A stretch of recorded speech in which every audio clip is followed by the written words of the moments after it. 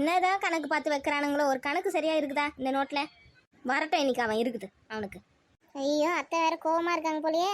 பால்காருக்கு வேற காசு கொடுக்கணும், எப்படி வாங்கி போறது? பேசாம நாளைக்கு வாங்கி போய் கொடுத்துக்கலாமா? நேற்றே அந்த கோமதி அக்கா சொல்லி அமிச்சுது, நாளைக்கு வரும்போது பால் காசோட வாடி, கொஞ்சம் செலவு இருக்குதுன்னு. இப்போ வாங்கி போனா திட்டுமே.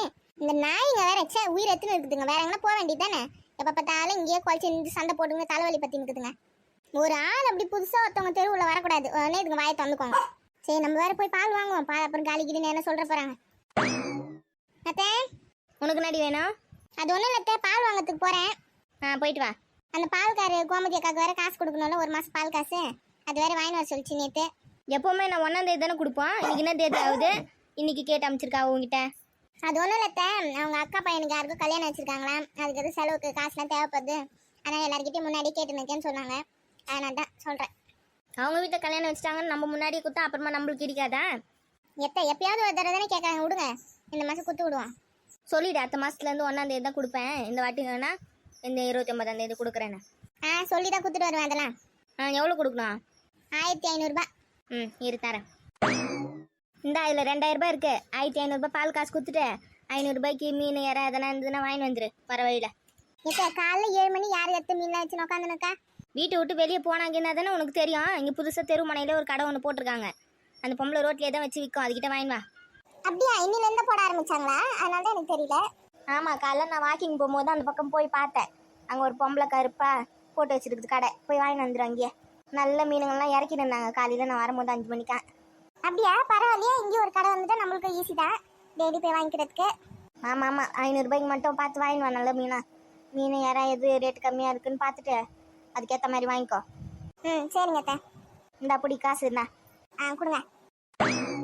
சீக்கிரம் போயிட்டு சீக்கிரம் வந்துடு. ஒரு 10 நிமிஷத்துலலாம் அங்கேயே உக்காந்துக்காத. அவங்ககிட்ட கதை பேசிக்கின்னு. சரி அத்தை, வந்துடுறேன் சீக்கிரம். போயிட்டு வா. இன்னும் இந்த 10,000 ரூபாய் கணக்கு இடிக்குது.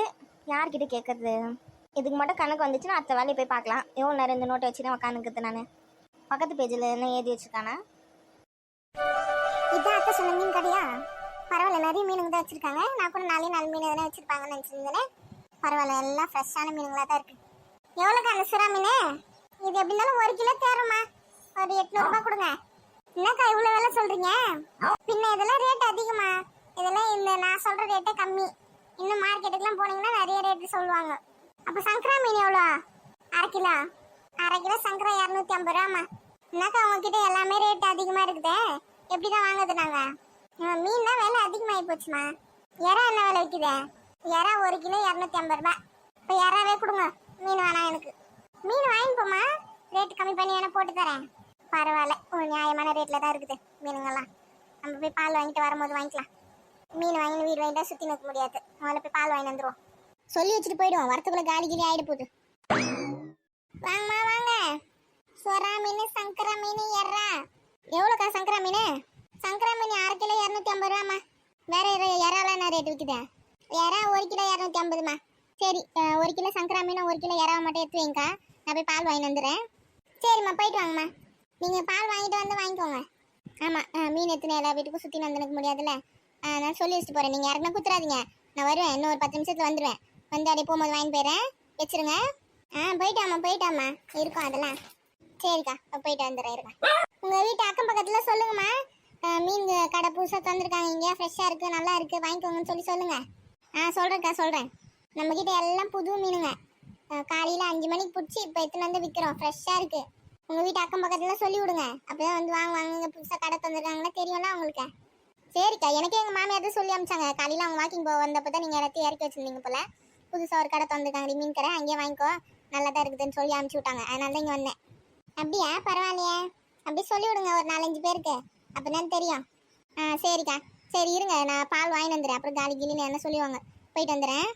போயிட்டு வாங்க மாட்டேன். அந்த பால்கார் வீட்டில் கூட சொல்லுங்கள், கடை புதுசாக போட்டிருக்காங்க, வாங்கிக்கோங்கன்னு. சொல்லி விட்றேங்க்கா. நீங்களே மீனில் வெட்டி க்ளீன் பண்ணி தருவீங்களாக்கா? பண்ணி தருவோம்மா. 1 கிலோ மீன் க்ளீன் பண்ணுறதுக்கு 30 ரூபா. இறா கூட ஊற்றி தருவோம். இறா ஒரு கிலோத்துக்கு 30 ரூபா. அப்படிங்களா? நீங்களே கொஞ்சம் வெட்டி வச்சிடுறீங்களா?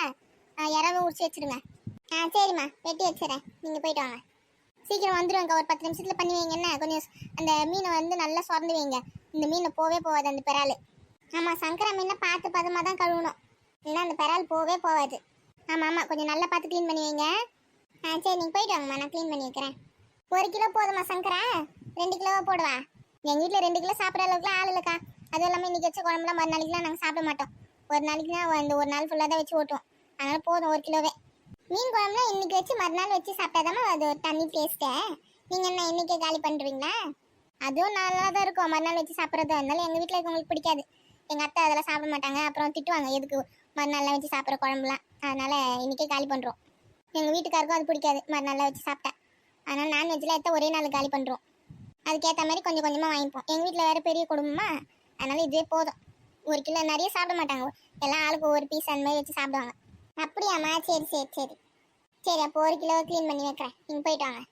வேறு என்ன சொரா மீன் கிரா மீன் எதனா வாங்குறீங்களா? புட்டு செஞ்சு சாப்பிடுங்க, சூப்பராக இருக்கும். அதெல்லாம் வேணாக்கா, நாளைக்கு வாங்கிக்கிறேன். நாளைக்கு வரல சொரலாம். தினமும் தான்மா நம்மக்கிட்ட கிடைக்கும். அப்போ நாளைக்கு வாங்கிக்கிறீங்களா? ஆமாக்கா, ஒவ்வொரு நாள் ஒவ்வொன்றும் வாங்கி செய்யலாம். எப்படின்னா எங்கள் வீட்டில் நான்வெஜ்ஜும் சாப்பிடுவாங்க, வெஜ்ஜு சாம்பார் காரக்குழம்புலாம் வேறு செய்வோம். அதனால் போதும் 1 கிலோவே. மற்ற மீனை நாளைக்கு அப்படி வாங்கிக்கிறேன். சரிம்மா, நீங்கள் போயிட்டு வாங்க. பால் அப்புறம் இல்லைன்ற போகிறாங்க. ஆமாம், மணி இப்போ 7 ஆகிப்போச்சு. போயிட்டு வரேன், இருங்க. பரவாயில்ல, இந்த ஊர் பொம்பளைங்களாம் நல்லா தான் பேசுதுங்க. ஒரு சில இடத்துல ரேட்டு கம்மி பண்ண சொல்லி அடிச்சு பேசி உயிர் எடுக்குங்க. இதுங்களாம் பரவாயில்ல, சொல்கிற வேலைக்கு வாங்கி போதுங்களே. ஒரு 2 மீன் 3 மீன் எக்ஸ்ட்ரா போட்டு விடும். செண்பகமே செண்பகமே, சாப்பிடுமா, சாப்பிடு, புல்லு சாப்பிடு. நல்லா சாப்பிட்டு நிறைய பால் கறக்கணும், சரியா? சரி சரி, சாப்பிடு சாப்பிடு. ஏக்கா, யார் இது? வா லட்சுமி, வா. இன்னைக்கு நான் பால் வாங்க இவ்வளோ லேட்டாக வந்திருக்க. எப்பவுமே 6 மணிக்கெலாம் வந்துடுவேட்டான்னு. அது ஒன்றும் இல்லைக்கா, நீங்கள் தான் பால் காசு வாங்கிட்டு வர சொன்னீங்களே, அது கேட்டு வாங்கிட்டு வரத்துக்கு எங்கள் லேட் ஆகி போச்சு. பத்தாவதுக்கு எங்கள் மீன் கடை வேறு எதை புதுசாக திறந்துருக்காங்களே, அங்கே வர மீன்லாம் சொல்லி வச்சுட்டு வந்திருக்கேன். அப்படின்னு டைம் ஆகி போச்சு. அப்படியா? சரி சரி. எந்த இடத்துல திறந்துருக்காங்க கடை புதுசா? நம்ம ரேஷன் கடை பக்கத்துலக்கா. அப்படியா? நல்லா இருக்குதா மீன்னா? நல்லா ஃப்ரெஷ்ஷாக இருக்குது. காலைல 5 மணிக்கு தான் பிடிக்கிறாங்களாம். பூச்சி எடுத்துன்னு வந்து இறக்கி விற்கிறாங்க இங்கே. இனிமேல் இங்கே வாங்கிக்கலாம், நல்லா தான் இருக்குது. நான் கூட சொல்லி வச்சுட்டு வந்திருக்கேன். சங்கரா மீனும் யாராவும் சொன்னேன். அப்படியா? நல்லா இருக்குதா? நீங்கள் ஒரு நாள் வாங்கி போய் சமைச்சு பாரு எப்படி இருக்குன்னு. அப்புறம் நாளிலேருந்து நான் வாங்கிக்கிறேன். அந்த பொம்பளையும் நல்ல பொம்பளையாக தான் இருக்குது. ரேட்டு கிட்டு கொஞ்சம் கம்மி பண்ணி போடுங்க, ரெகுலராக வாங்குறோன்னா போடும். அப்படியா? நல்ல பொம்பளையாக தான் இருக்குதா? இப்போ எங்கள் வீட்டு பக்கத்தில் கூட சொல்லி விடுறேன், வாங்குவாங்க. சொல்லி விடுங்க. நம்மளால ஒரு 4 பேர் போச்ச மாதிரி இருக்கட்டும். அது சரி சரி. பால் காசு வாங்கி வந்தே இல்லையா? 1500 வாங்கி வந்திருக்கேன்.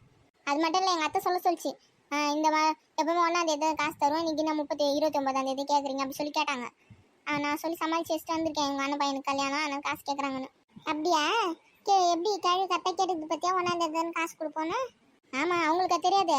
எங்கள் வீட்டில் கணக்கு வழக்கெலாம் உட்காந்து பார்த்துனுக்குது அவங்க தானே. எல்லா செலவுக்கும் மல்லிகை சமைக்க அதுக்கு இதுக்கு எல்லாம் அவங்க தான் காசு கொடுப்பாங்க. அதான் அத்தை இதுலேருந்துலாம் 1ஆம் தேதி தான் கொடுப்பேன்னு சொல்லி தான் அமிச்சிது. அத்தை மாதம்லாம் எனக்கு பொறுமையாக காசு தந்தால் போதும். இந்த மாதம் கல்யாணம் வேறு வச்சுட்டாங்களா? எவ்வளோ கல்யாணம் இருக்குன்னு தெரியுமா? ஏன்னா எங்கள் சொந்தக்காரங்கள்லையே, அதனால காசு கொஞ்சம் தேவைப்படுது. சரி அதெல்லாம் சொன்னேன், நான் சொல்லி தான் காசு வாங்கி வந்தேன். சரி கொடு, பால் குண்ணா கொடு, ஊற்றி எடுத்துன்னு வரேன். இந்தாங்க பிடிங்க. ஆமாக்கா, கேட்கணும்னு நினச்சிருந்தேன். உங்கள் அக்கா பையனுக்கு என்ன கல்யாணம் வச்சுருக்குறாங்க? வர 4ஆம் தேதி தாண்டி கல்யாணம். அப்போ 4ஆம் தேதி பாலுக்கு நாங்கள் என்ன பண்ணுறது? அன்றைக்கி ஒரு நாள் மட்டும் வேறு எங்கன்னா வாங்கிக்கோங்க, நான் ஊரில் இருக்க மாட்டேனே. அப்படியா? அன்றைக்கி ஒரு நாள் கடை பால் தான் வாங்கணும் போல். ஆமாம், எல்லாருக்கிட்டையும் சொல்லணும் வேறு நினச்சின்னு இந்த மறந்தே போச்சு பார், பால் 4ஆம் தேதி கிடைக்காதுன்னு. சரி இப்போ போய் ஊற்றி எடுத்துன்னு வாங்க, மணி வேறு ஆச்சு. பசங்க வேறு ஸ்கூலுக்கு வேறு கிளப்பி விடணும். இன்னும் போய் சமைக்க வேறு இல்லை நான். சரி வரேன்.